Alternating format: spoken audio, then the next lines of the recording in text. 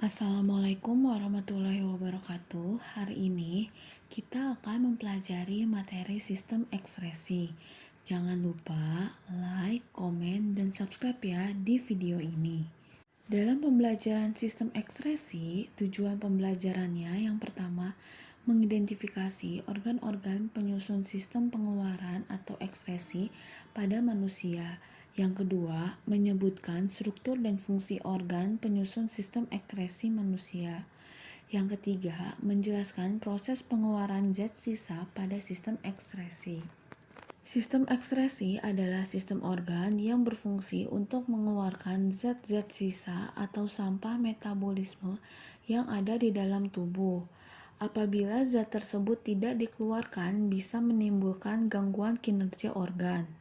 Kalau kita bandingkan dengan pengeluaran lainnya, yang pertama yaitu ada sekresi. Pengeluaran zat-zat yang masih dibutuhkan oleh tubuh, contohnya enzim, hormon, dan air liur. Yang kedua yaitu defekasi. Pengeluaran zat sisa pencernaan makanan dalam bentuk feses. Jadi buang air besar bukan dari ekskresi ya. Contohnya itu melalui lubang anus. Selanjutnya di sini ada organ-organ ekskresi. Hanya ada 4 yaitu ginjal, kulit, paru-paru, dan hati. Kita bisa singkat dengan sebutan ginjal kupahat. Ginjal, kulit, paru-paru, dan hati. Organ yang akan kita bahas pertama yaitu ginjal.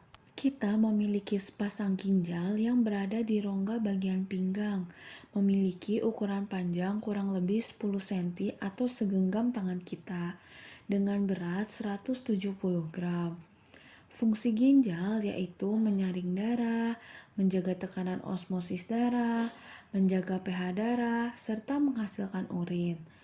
Ginjal memiliki bagian-bagian seperti korteks, medula atau sumsum ginjal, dan rongga pelvis renalis untuk mengumpulkan urin. Lalu keluar dari ginjal ada saluran ureter. Di bagian korteks terdapat jutaan nefron atau unit penyaring yang akan menghasilkan urin. Berikut gambar urin. Urin yang dihasilkan ginjal mengalir ke kantung kemih melalui ureter. Isi kantung kemih secara periodik akan dikosongkan melalui pengeluaran urin yang disebut buang air kecil. Dari kantung kemih, urin dikeluarkan melalui uretra. Berikut potongan ginjal melintang. Korteks ginjal tampak berbutir-butir, sedangkan medula ginjal tampak bergaris-garis. Pada bagian korteks dan medula ginjal terdapat jutaan nefron. Nefron merupakan unit terkecil dari ginjal yang berfungsi untuk membentuk urin. Pada bagian tengah ginjal terdapat pelvis ginjal yang berfungsi untuk mengumpulkan urin yang terbentuk. Selanjutnya yaitu bagian-bagian nefron ginjal. Nefron ginjal memiliki bagian glomerulus, kapsul Bowman, tubulus contractus proximal yang melengkung di lengkung Henle. Kemudian ada tubulus contractus distal. Setelah itu, urin-urin yang dibentuk di tubulus pengumpul atau tubulus collectivus akan disalurkan ke ureter. Selanjutnya yaitu tahapan proses pembentukan urin. Pembentukan urin ada 3 tahapan. Yang pertama yaitu filtrasi, adalah penyaringan darah dari protein dan sel-sel darah. Jadi protein dan sel-sel darah tidak boleh keluar bersamaan dengan urin. Proses ini terjadi di glomerulus menghasilkan urin primer. Selanjutnya tahapan kedua yaitu reabsorpsi, penyerapan kembali glukosa dan asam amino atau zat-zat lain yang masih dibutuhkan oleh tubuh. Proses ini terjadi di tubulus contractus proximal dan menghasilkan urin sekunder. Selanjutnya yaitu tahap ketiga atau tahap terakhir yaitu augmentasi, yaitu pengeluaran zat yang sudah tidak dibutuhkan lagi oleh tubuh, seperti urea, amonia, kreatin, garam, dan vitamin-vitamin yang berlebihan. Yang terakhir yaitu racun. Seperti yang merokok, racun nikotinnya dikeluarkan. Kalau yang makan obat, racun-racun berlebihnya dikeluarkan. Proses ini terjadi di tubulus contractus distal, menghasilkan urin sesungguhnya. Berikut ini gambar warna urin akan berbeda-beda, bergantung pada kondisi tubuh dan lingkungannya. Jika kekurangan cairan dalam tubuh atau dehidrasi, urin akan berwarna lebih pekat daripada warna urin yang normal.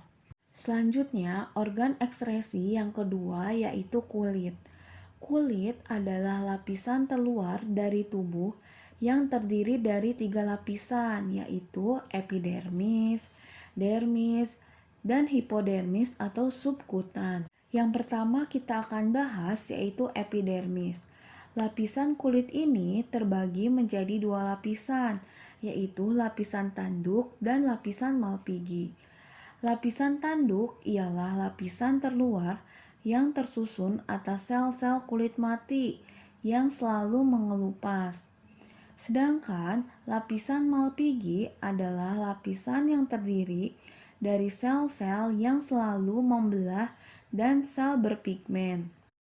Selanjutnya, lapisan dermis yang terdiri dari pertama, kelenjar keringat, yaitu untuk menghasilkan keringat dan bermuara pada pori-pori kulit. Yang kedua, kelenjar minyak, menghasilkan minyak agar rambut tetap lembab. Yang ketiga, pembuluh darah, untuk mengalirkan darah ke semua sel. Yang terakhir yaitu ujung-ujung saraf, berfungsi untuk menerima rangsang panas, dingin, nyeri, dan sentuhan atau tekanan.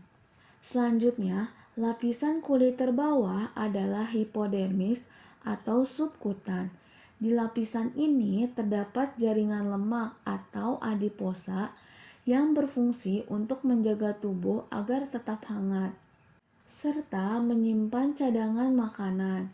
Jadi, ketika kita sedang kedinginan, lemak yang ada di lapisan kulit ini akan menjaga tubuh agar tetap hangat. Fungsi kulit dalam sistem ekskresi adalah mengeluarkan keringat. Keringat sendiri berisi garam-garam, urea, dan air.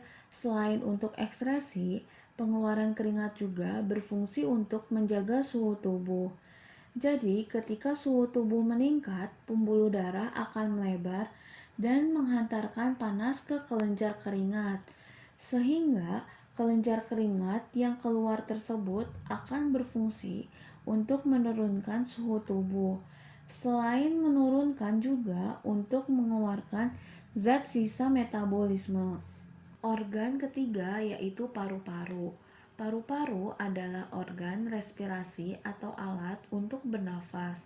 Terdapat di rongga dada dengan sepasang. Fungsinya untuk menghirup oksigen. Oksigen yang kita dibutuhkan untuk menghasilkan energi. Selain menghasilkan energi, ternyata paru-paru juga melepaskan zat sisa yaitu karbon dioksida dan uap air. Reaksi respirasi adalah glukosa.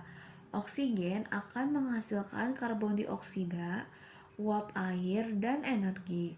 Energi akan digunakan untuk kita melakukan aktivitas. Sementara karbon dioksida dan uap air dikeluarkan oleh paru-paru. Organ ekskresi yang terakhir adalah hati. Hati adalah kelenjar terbesar dalam tubuh kita yang memiliki banyak fungsi seperti menawarkan racun, merombak sel-sel darah merah, merombak protein yang berlebih, dan menyimpan gula dalam bentuk glikogen, serta merubah provitamin A menjadi vitamin A. Tetapi yang merupakan sistem ekskresi dari hati adalah merombak sel darah merah dan merombak protein. Sel darah merah yang dirombak akan melepaskan hemoglobin.